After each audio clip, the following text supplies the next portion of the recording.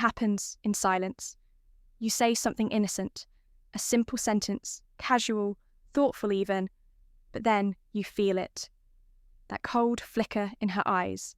The smile fades just a hair too fast. The tone shifts. The conversation turns stale, flat, dead. You don't know what just happened. You think maybe she's distracted, maybe she got a text, maybe it's you, and you're right, it was you, or rather what you said. See, most men think they lose women because they weren't hot enough, rich enough, alpha enough. But that's not how attraction dies. Attraction dies like a slow leak, quiet, unnoticed, until you're left staring at a woman who was once crazy about you.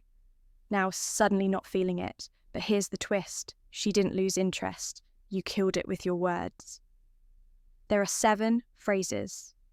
7 innocent little landmines that men say every single day without knowing they're detonating their own attraction. And women, they'll never tell you this. They'll just drift, pull back, lose the spark, because it's not what you look like, it's not your job title, it's not your cologne, your car, or your confidence. It's what you say when you're trying too hard to connect. High value, men know this. They speak less, but they say more. They know the line between mystery and validation, between power and approval, between presence and performance. In this video, I'm going to show you the 7 things high-value men never say to women. Not because they're playing games, but because they understand this brutal law.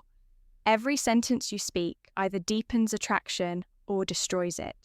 So buckle up, because if you've ever watched a woman pull away for no clear reason, it wasn't her mood.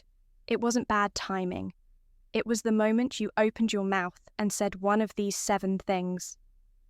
Oh, and before we continue, I've got something special for you. A free ebook, The Female Mind Control Handbook.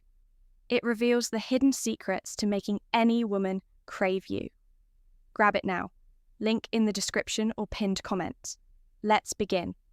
Thing 1, I'll do anything for you. It sounds sweet, right? I'll do anything for you. It's the phrase romantic.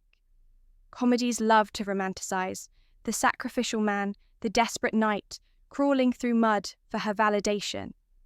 But in the world of high-value men, this line isn't romantic, it's tragic. You see, the second you say this, you've already betrayed yourself. You've put her on a throne that even she didn't ask for. It screams neediness, and neediness is not attractive. It's suffocating. Let's unpack why a woman doesn't want a man who needs her. She wants a man who chooses her while standing fully in his own power. That line, I'll do anything for you. It tells her, I'm willing to lose myself for your approval. But here's the paradox. When you lose yourself, she loses interest. Why? Because if you'll do anything for her, it means you stand for nothing. A high-value man has boundaries. He has a mission that doesn't change based on a woman's emotions that day. He isn't cruel, but he's immovable. That's what makes him magnetic. He's the oak tree in the storm, not the leaf blowing in the wind. Think of it this way. A low-value man sacrifices his purpose for her attention. A high-value man sacrifices her attention to stay on purpose.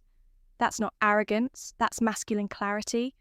And women feel this, not just consciously, but biologically. Deep in their gut, they know which man would die for them, and which man is too alive in his own world to beg.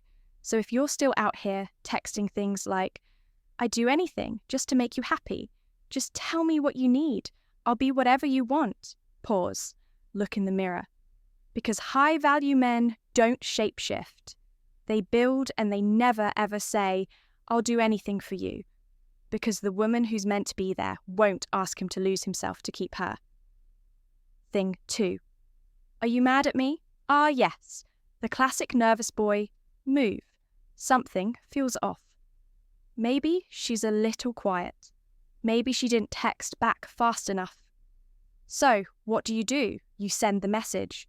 Are you mad at me? Boom. Game over. The masculine frame just shattered. Let's be brutally honest. When a high-value man senses distance, he doesn't panic.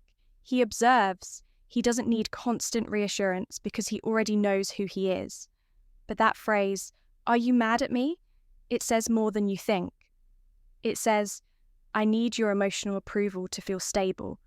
Your moods control my self-worth. Please don't leave me." You've just handed her the steering wheel of your identity. Now let's flip this. High-value men notice changes. Yes, but they don't react emotionally to them. They don't assume the worst, and they sure as hell don't start emotionally interrogating her like a scared child. Instead, they stay grounded. They're okay with tension. They know that not everything needs to be fixed and not everything needs to be about them.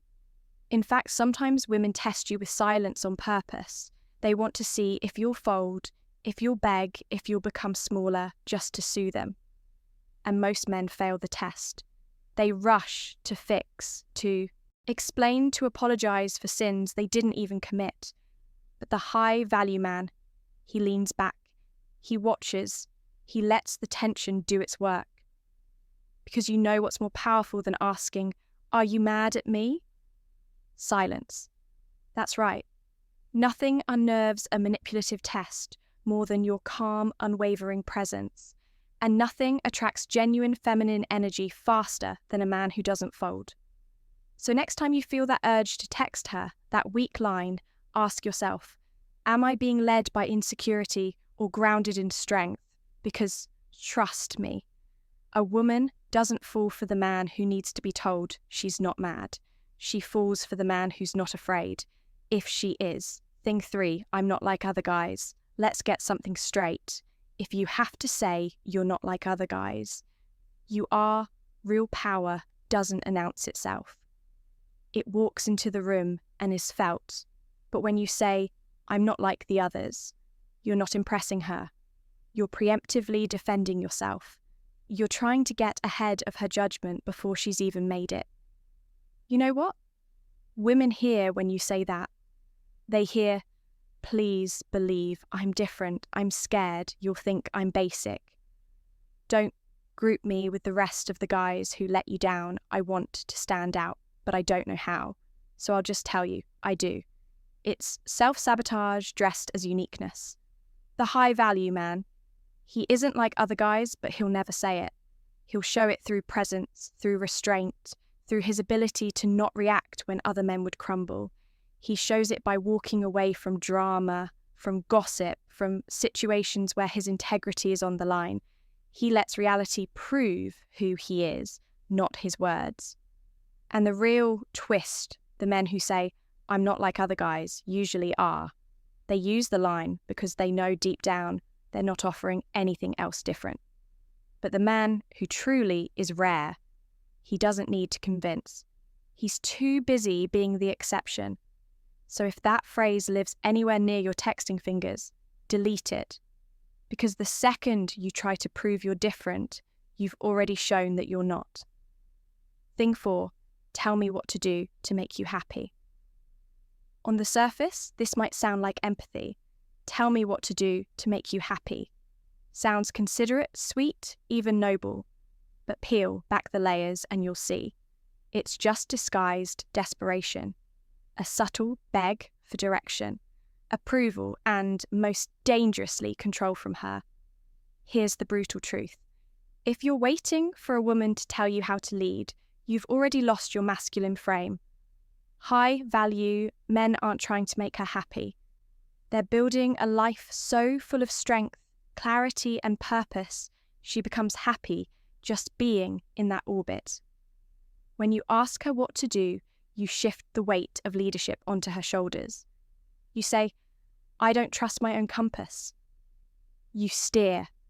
And trust me, she'll steer for a while until the pressure exhausts her, until she realizes she's not with a man. She's babysitting a boy. The truth is, women don't want you to ask them how to lead. They want to feel safe in your leadership. And that kind of confidence, it doesn't come from trying to please. It comes from having a backbone. You don't ask, what can I do to make you happy? You become the kind of man who makes her happy by being deeply rooted in your own power. Sometimes her happiness isn't your job. Sometimes it's her storm to weather, but she'll never feel more attracted to you than when you stand there unshaken and let her be human without letting her chaos become your compass. Thing 5. I'm sorry you feel that way. Now this one is slick. Men say it when they think they're being diplomatic.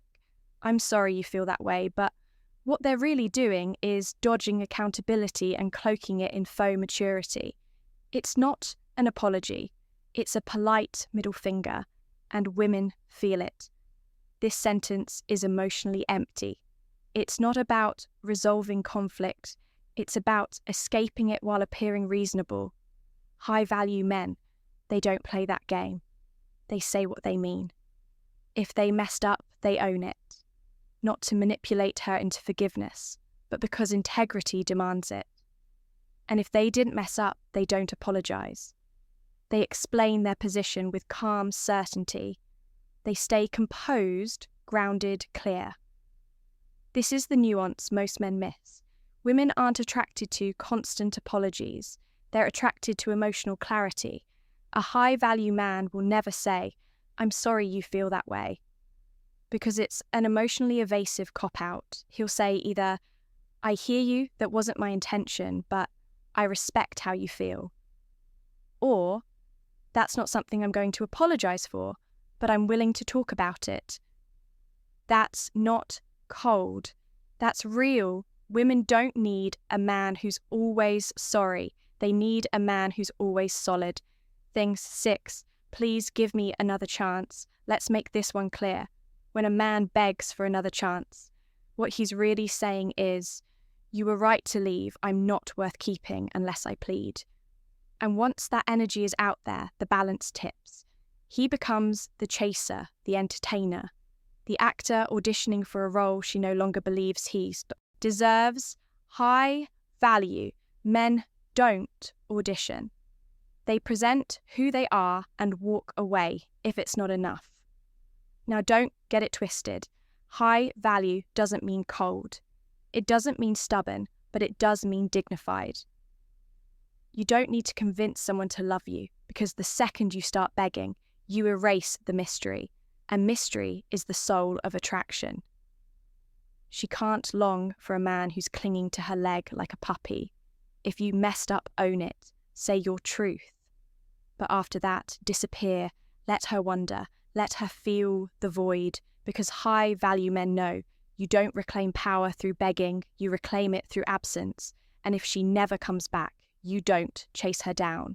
You let her go, because a high-value man would rather be alone with his soul intact than in a relationship built on desperation. Thing 7, you complete me. This one is dangerous because it's so romanticized. You complete me sounds beautiful, right, wrong. It's a nuclear bomb hidden in poetry, because what it really means is without you, I'm not whole. It's the ultimate emotional outsourcing. A man handing his emotional oxygen mask to someone else, praying she doesn't leave before he suffocates. High value. Men don't think like this. They aren't looking for someone to fill the cracks in their identity. They've done the work to feel complete alone. So when someone joins them, it's not from need, but abundance.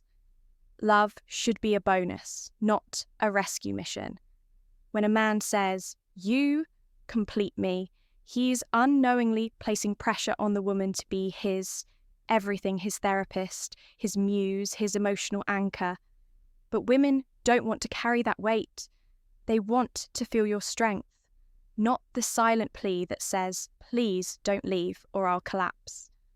The high V value man says, I'm already whole, but I'd love to build with you. And if she walks, he doesn't shatter, because he was never leaning on her to stand tall in the first place. And if you felt this video hit you in the gut, like truth always does hit that subscribe button, turn on notifications, because we're just getting started. This isn't a channel, this is a movement. And if you're watching this, you were never meant to be average. Let's go.